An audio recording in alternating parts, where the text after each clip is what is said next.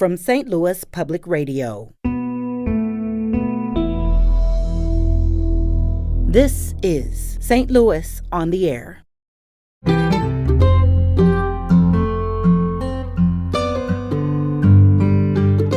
It's an opportunity for rural Illinoisans and rural Americans to see, really world-class exhibitions from the Smithsonian in their own backyards.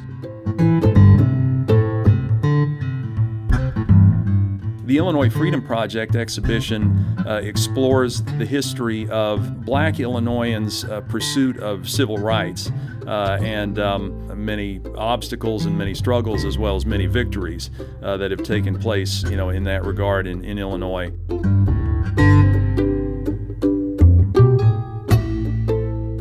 We typically think of Illinois as a free state, and for the most part, it officially was. But there were enormous legal loopholes that enabled people to, engage in very, very coercive indentured servitude. It was basically slavery in all but name. I'm Sarah Fensky. When revolutionaries first established the United States of America, they declared that governments derive their powers from the consent of the governed. But that doesn't mean everyone got to opt in. We the people at first meant something very different than what it means today. It took nearly a century to expand American suffrage beyond white male landowners. That long journey and the questions addressed along it is the subject of a new museum exhibit. It's called Voices and Votes, Democracy in America. And thanks to the Smithsonian Institute, it's now on display in Edwardsville. And joining us today to explain how and why is Matt Meacham. He's the program manager and director of statewide engagement for Illinois Humanities. Matt, welcome to the show. Thanks, Sarah. It's great to be here. So this exhibit that we'll talk about quite a bit today, this was curated by the Smithsonian. How did it end up in the Madison County Administration Building? Well, it's part of a program called Museum on Main Street, which is a partnership between the Smithsonian Institution and the state humanities councils around the country, including Illinois Humanities and Missouri Humanities. And the way the program works is that the Smithsonian Institution creates traveling exhibitions on important themes in American culture, and about once every couple years, they invite us to organize a statewide tour of one of these exhibitions. And so we then invite small town organizations, museums, libraries, and so on, to apply to host the exhibition. And we select 6 of those applicants, and each one gets to host the exhibition for usually about 5 or 6 weeks. And so that makes for a statewide tour of about 7 or 8 months. And the local host organizations prepare and host public programs on subject matter related to that of the Smithsonian exhibition, and they also curate and produce locally focused companion exhibitions that somehow link the subject matter of the Smithsonian exhibition with their own local or regional culture and history, and that to me is really the most exciting part. And so it's an opportunity for rural Illinoisans and rural Americans to see really world-class exhibitions from the Smithsonian in their own backyards. But it's also a great opportunity for the local organizations that host these exhibitions to really hone their skills in curating and planning programs and raise their profile within their community, gain new volunteers and just expand their capacities in many different ways. So we're actually talking about 2 exhibits here, the national traveling one and then the state companion. This national one, how scaled down is it from something that you'd see at the Smithsonian in Washington? Well, it's actually based on an exhibition that was mounted at the Smithsonian's Museum of American History in Washington, I believe in 2017 or 2018, and is still up there. And this is obviously a very condensed version, but it's still quite substantial, and I think it's very thought-provoking. When you say quite substantial, is this something where people should devote an afternoon, maybe plan on just an hour or two? I think you could easily spend most of an afternoon. Voices and Votes is currently at the Madison County Administration Building in Edwardsville, and it's very convenient location right downtown, and it's right on the first floor. So so far many people have made multiple visits and taken in a section or two at a time. So there's a lot to see there. There is. Then on top of that, you have this second exhibit, and this was curated right there in Illinois about Illinois. Yes, that's right. It's called the Illinois Freedom Project exhibition, and we're having it tour Illinois in conjunction with Voices and Votes as a complement to it. The Illinois Freedom Project exhibition explores the history of Black Illinoisans' pursuit of civil rights and the many obstacles and many struggles, as well as many victories that have taken place, in that regard in Illinois.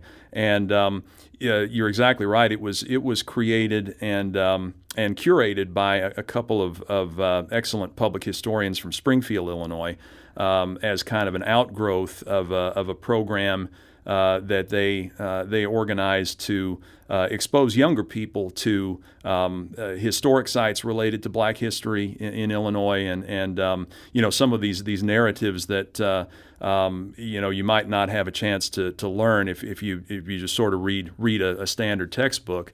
And then this exhibit was produced as an outgrowth of that. It's currently visiting the Wood River Museum and Visitor Center in Wood River, and the idea is that throughout the tour of Voices and Votes, the Illinois Freedom Project exhibit will be displayed either in the same venue or in another venue nearby to kind of encourage people to take in both. And the original idea of this was, as you said, to get kids to understand this history. Like, what kind of age range is it targeting in there? It's really intended for people of all ages. It actually explores some what I think is fair to say is lesser known subject matter. I think probably many Illinoisans, especially many white Illinoisans, aren't aware of the extent to which slavery or something closely resembling slavery, unfortunately was part of the history of our state early on. We typically think of Illinois as a free state, and for the most part it officially was. But there were enormous legal loopholes that enabled people to engage in very, very coercive indentured servitude. It was basically slavery in all but name, and so this exhibition explores that, and it explores many events and many themes in African American history in Illinois that are certainly good for young people to know, but that might actually come as a surprise to some adults as well. I imagine it will come as a surprise to many adults, some of this history here. You mentioned slavery and indentured servitude. That's obviously some of the heavier topics there. Is there a point of light that you'd point to, a story of something that here's somebody who triumphed? Certainly. Well, for one thing, it speaks of the courage of anti-slavery advocates in the first several decades of Illinois' statehood. People based at places like Illinois College in Jacksonville and Knox College in Galesburg who really courageously advocated against slavery. It profiles Ida Wells, who was one of the founders of the NAACP, which was founded in Springfield, Illinois, in 1908, in part as a response to the Springfield riot, in which many African Americans were attacked. But it tells her story of advocacy for African American education. So yes, certainly there's a lot of uplifting content, and of course the big question is how much is Abraham Lincoln featured, given that that's a great question. Illinois. Maybe you can address that for us. The way that the curators, who are both Lincoln experts, by the way, handled that is. rather than create yet another exhibition that focuses primarily on Lincoln. What they do is they include a really relevant quotation from Lincoln in each one of the panels. So he's there, but he's sort of in the background. He is not allowed to overwhelm this exhibit. Right. One of the prominent stories that we've discussed recently on this show is Elijah Lovejoy. He was the abolitionist newspaper man, crusaded against slavery. The people of Alton were not happy about that. Is this something that the exhibit at the Wood River Museum gets into? Is that tragic story? Yes, absolutely. And that story is one of the many reasons why we selected Madison County, as one of the 6 locations for both Voices and Votes and the Illinois Freedom Project exhibition.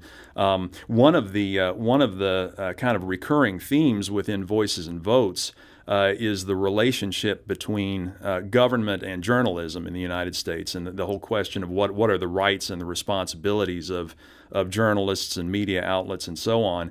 And as you just alluded to, Elijah Lovejoy sadly died as he was trying to defend his printing press for his anti-slavery newspaper in Alton in 1837, and he's sometimes described as the first martyr to the freedom of the press in the United States. And someone who was really inspired by Lovejoy was Paul Simon, who began his career as a newspaper publisher in Madison County with the Troy Tribune, and used that as a basis for doing some pretty courageous investigative journalism about vice in Madison County, and the fact that unfortunately some of it was aided and abetted by some local officials, and so he developed a reputation, as a public servant and as a reformer, and that's kind of the platform from which he launched his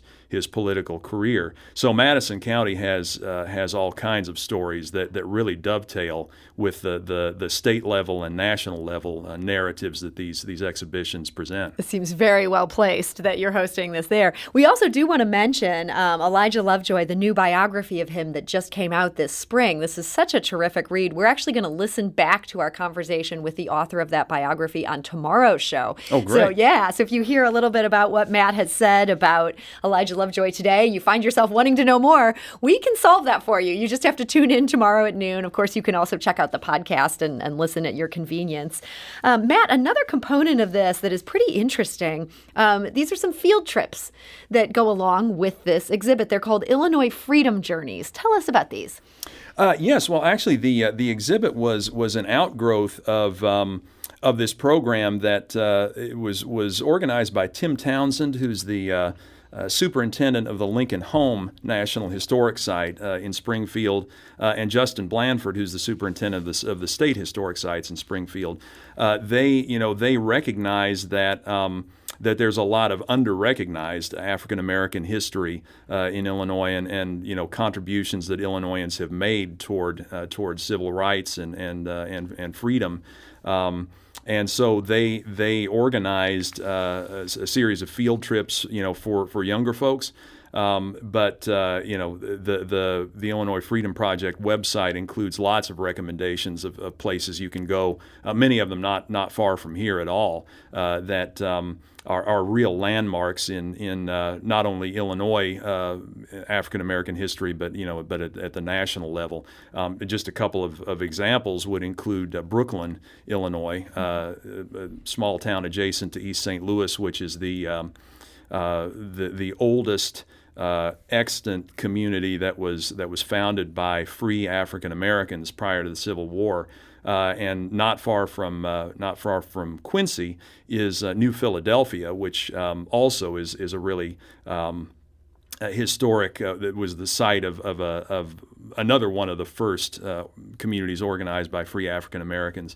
And as you alluded to, there are lots of underground railroad sites in Alton and really throughout this region. So there are all kinds of opportunities for experiential learning about African American history on site here.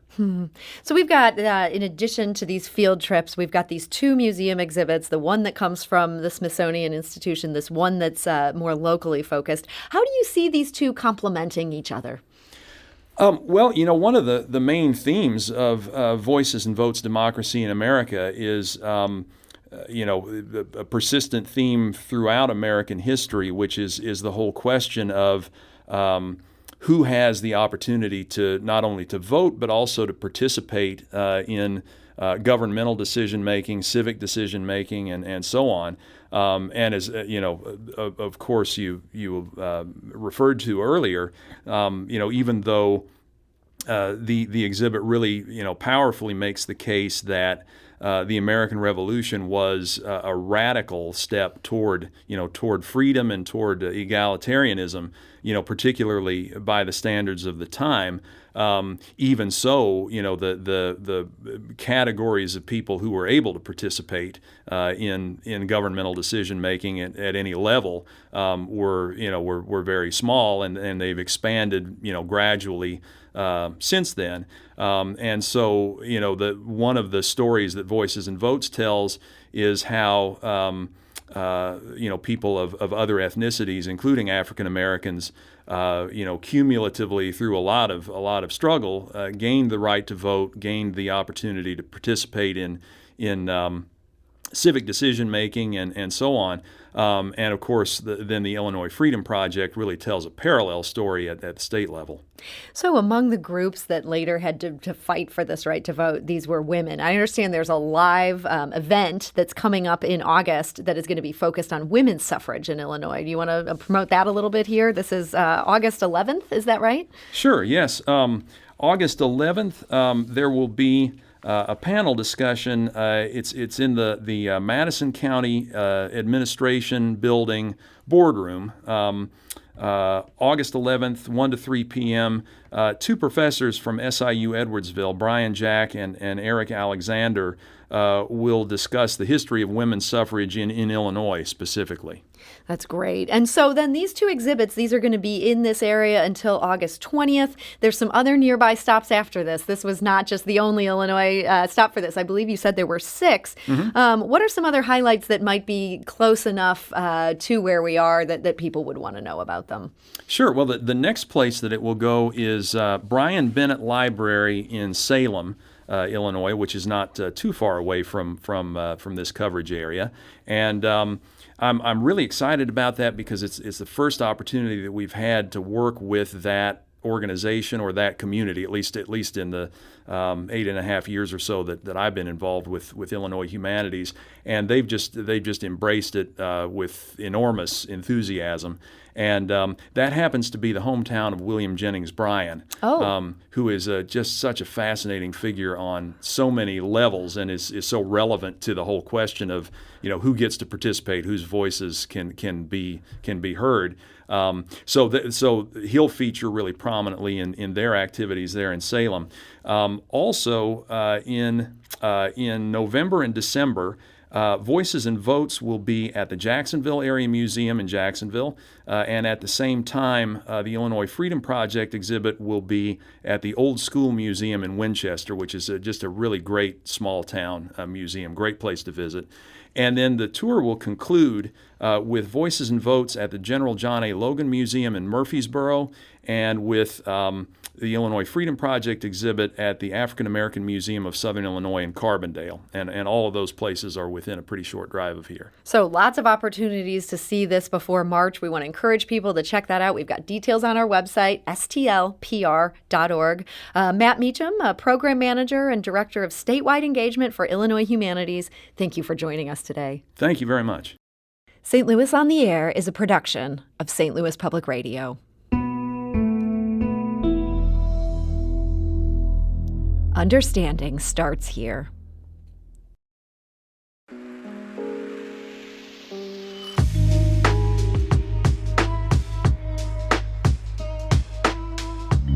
If you learned something new from today's episode, consider leaving us a review and rating on Apple Podcasts on the App Store. It's the easiest way to help people discover our show. We appreciate it. Thank you.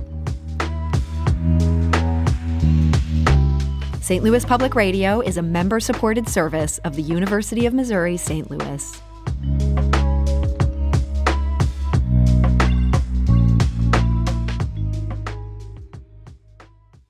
Support comes from the Missouri Forest Products Association, providing more than 41,000 jobs in the production of wood pallets, railroad ties, white oak barrels, hardwood floors, and more. Details at choosewood.com.